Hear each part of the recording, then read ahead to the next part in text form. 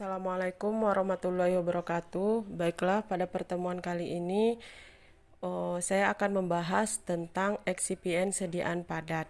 Ini kita nanti akan membagi beberapa bagian untuk penjelasan sediaan padat karena pada eksipien sediaan padat ini cukup banyak bahan yang harus ditambahkan sebagai bahan tambahan untuk pembuatan sediaan padat itu sendiri.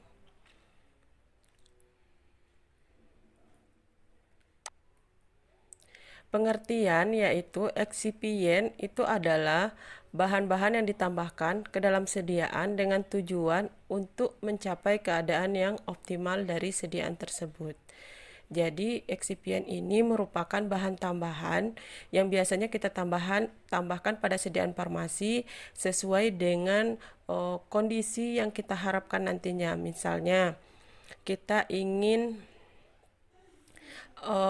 membuat sediaan sirup. Nah, apa saja sih bahan tambahan yang harus kita siapkan agar menjadi suatu sediaan sirup yang sesuai, yang optimal untuk dinikmati oleh masyarakat.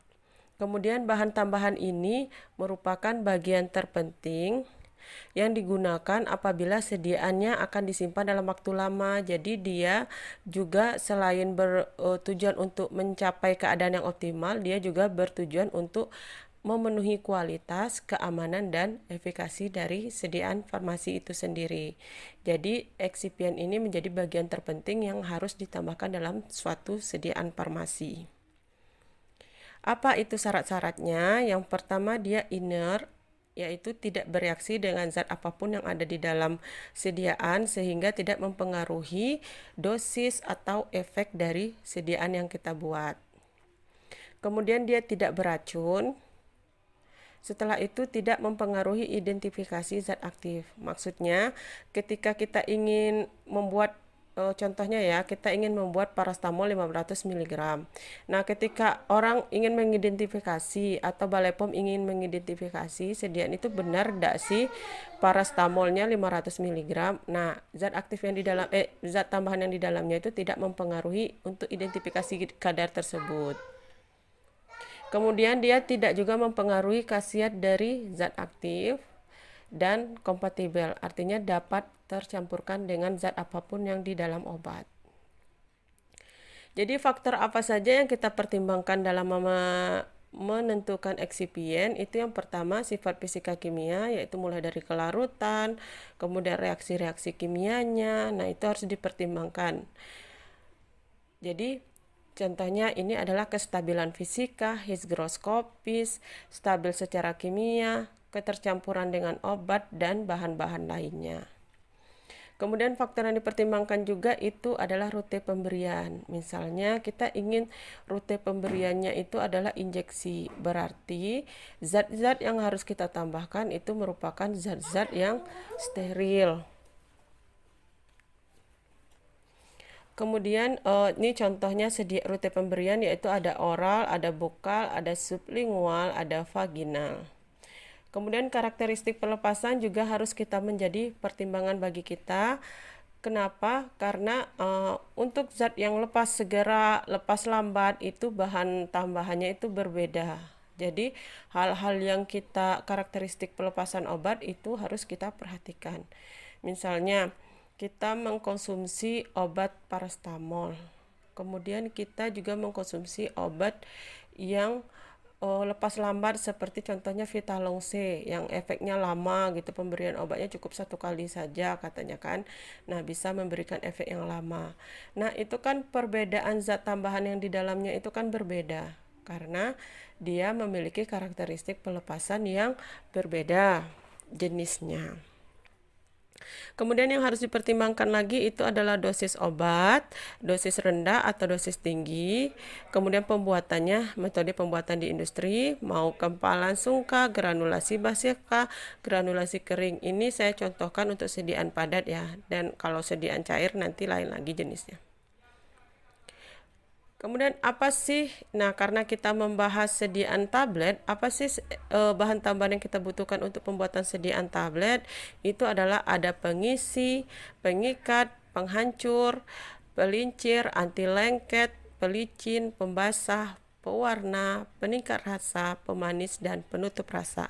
Jadi ini adalah bahan tambahan yang kita butuhkan pada sediaan tablet. Makanya tadi saya buat ada pertemuan eksipien sediaan padat 1. Nah, nanti pertemuan berikutnya ada 2 dan ada 3. Sehingga semasing-masing zat tambahan yang ada di sini, ada 11 ini bisa dibahas dengan lebih rinci. Sekarang kita bahas dulu pengisi tablet. Dia berperan untuk membantu pembuat bobot tablet sesuai dengan yang kita harapkan. Kemudian biasanya digunakan untuk sediaan tablet yang dibuat dengan gempa langsung. Kemudian yang kedua, jumlah bahan pengisinya biasanya dari 5% sampai 80% tergantung sediaan yang kita buat ya. Nah, berat tablet yang akan dibuat itu biasanya ukurannya cukup besar, yaitu 120 sampai 700 mg. Contohnya tablet tidak larut air, contoh dari zat pengisi itu adalah kalsium sulfat dihidrat, Avisel, kalsium karbonat. Kalau yang larut air itu contohnya laktosa, sukrosa, dan dektrosa. Kemudian pengikat, dia berperan sebagai pembentuk granul untuk menaikkan kekompakan kohesi dari tablet yang kita buat. Jadi ini maksudnya dia berperan untuk membuat tablet itu menjadi lebih kompak, jadi ikatannya tuh lebih kuat, jadi tanpa ada celah-celah udara yang terjadi pada tablet. Jadi kan kita ngelihat tuh bentuk tablet itu kan, kalau tablet kita lihat bentuknya itu kan sangat kompak, sangat terikat dengan kuat. Nah, itulah dibutuhkan pengikat. Kemudian apa sih zat-zatnya? Yaitu ada PEG, ada gliserin, dan lain-lain. Contohnya pengikat dari alam yang lain yaitu akasia, tragakan, gelatin. Kemudian kalau yang buatan itu ada metil selulosa, etil selulosa, dan lain-lain. Nah, tadi kan ada istilah capping tablet. Nah, jadi di sini ini kan ada efek cupping, menurunkan efek cupping atau pelepasannya obat. Jadi pengikat itu juga berperan untuk menurunkan efek cupping. Jadi cupping itu apa? Ini dia cupping. Jadi bagiannya ada yang terlepas. Jadi tidak terikat dengan sempurna, itu capping maksudnya. Kemudian ini adalah alat uji variabilitas atau kerapuhan tablet. Kemudian ini adalah alat uji kekerasan. Jadi dia bisa hancur dengan kekuatan berapa. Itu ini alatnya. Nanti mungkin akan ketemu pada saat praktikum sediaan padat. Ini juga. Berapa konsentrasi pengikat yang dibutuhkan berdasarkan handbook? Jadi kalau kita menentukan handbook, itu menentukan bahan pengikat itu adalah bukunya, ada handbook pharmaceutical excipient, yaitu handbook untuk bahan tambahan berapa konsentrasi yang dibutuhkan. Ini saya dapatkan yaitu akasia 1-5%, serat 5-3-20%, dan demikian seterusnya sampai selulosa yang paling banyak itu biasanya 20-90%. Kemudian lanjut ke penghancur tablet. Ini berfungsi untuk memudahkan hancurnya tablet ketika dia berkontak dengan cairan. Jadi tablet yang kita minum itu akan ada waktunya dia hancur, kemudian dia ditarik zat aktifnya dan memberikan efek. Jadi fungsi penghancur ini untuk itu. Jadi penghancur ini dicampur dengan bahan lainnya sebelum ditambahkan dengan larutan penggranul. Jadi ada 2 cara. Pertama di bagian dalam, penambahan pada bagian dalam. Jadi caranya adalah penghancur dicampurkan dengan bahan lainnya sebelum ditambahkan dengan larutan penggranul. Kalau seandainya ditambahkan di luarnya, maka dia ditambahkan setelah granul dibentuk.